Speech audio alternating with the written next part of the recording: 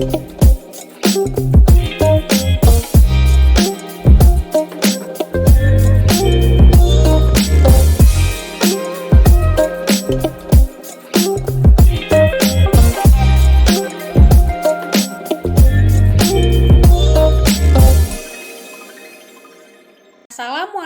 warahmatullahi wabarakatuh.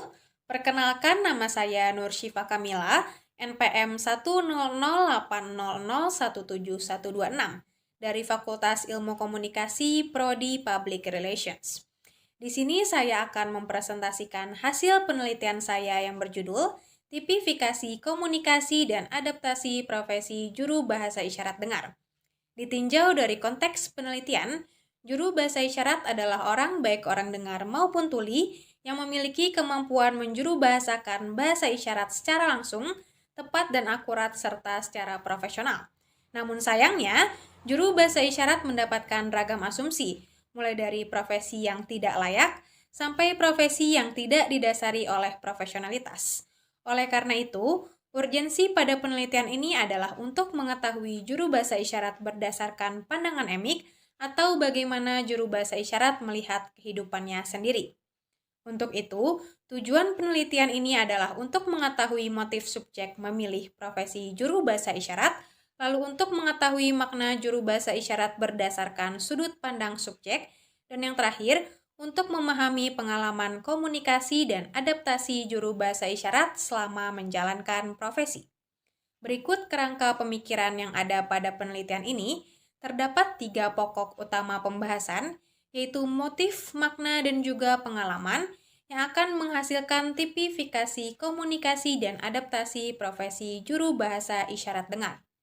Perlu diketahui, penelitian ini adalah penelitian kualitatif dengan pendekatan fenomenologi yang menggunakan paradigma konstruktivis. Lalu teknik analisis datanya menggunakan model Creswell, yang dimana data dikumpulkan melalui wawancara mendalam, observasi, dokumentasi, dan telaah pustaka. Sedangkan uji keabsahan datanya menggunakan triangulasi sumber, triangulasi metode, dan member checking. Masuk ke dalam pembahasan yang sudah disesuaikan dengan pertanyaan penelitian.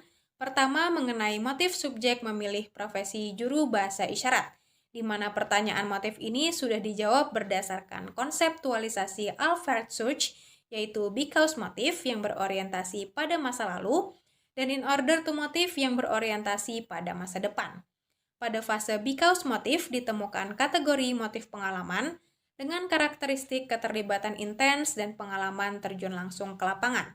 Sedangkan pada fase in order to motif ditemukan kategori motif pemberdayaan yang berfokus pada kontribusi dan pengembangan pada tuli.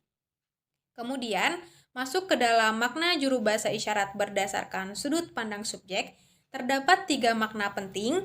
Yang pertama, makna juru bahasa isyarat berdasarkan sudut pandang subjek, di mana kelima subjek sepakat untuk memaknai identitasnya dalam profesi juru bahasa isyarat sebagai fasilitas. Yang kedua, makna peran juru bahasa isyarat di komunitas atau gerakan tuli. Pada budaya tuli terkenal istilah Deaf Ally, yang merujuk pada konsep menciptakan kemitraan dengan tuli yang sesuai dengan pemaknaan yang diberikan kelima subjek.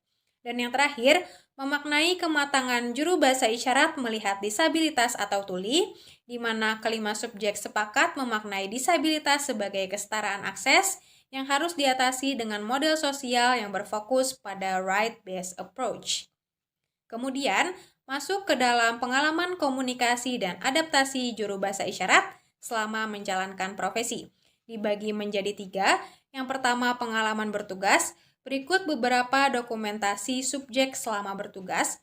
Pertama, bertugas pada ibadah umroh, kemudian kajian Islam, live music, safety briefing pada Arum Jeram, dan yang terakhir menjuru bahasakan ajudan gubernur.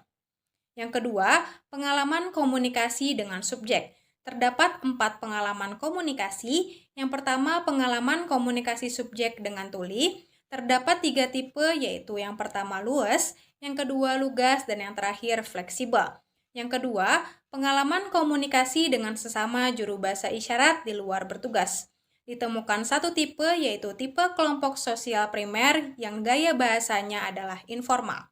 Yang ketiga, pengalaman komunikasi subjek dengan klien, di mana hanya ditemukan satu tipe, yaitu tipe kelompok sosial sekunder dengan gaya komunikasi yang formal.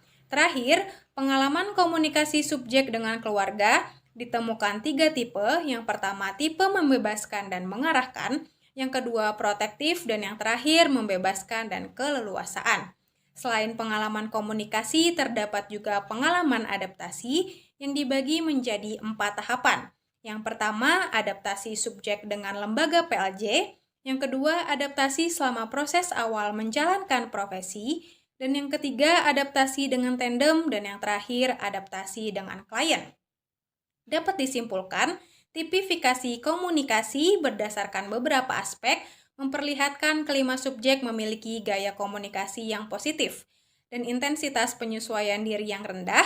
Artinya kelima subjek mampu menegosiasikan dirinya dengan baik di lingkungannya. Sekian presentasi dari saya, kurang lebihnya mohon dimaafkan. Assalamualaikum warahmatullahi wabarakatuh.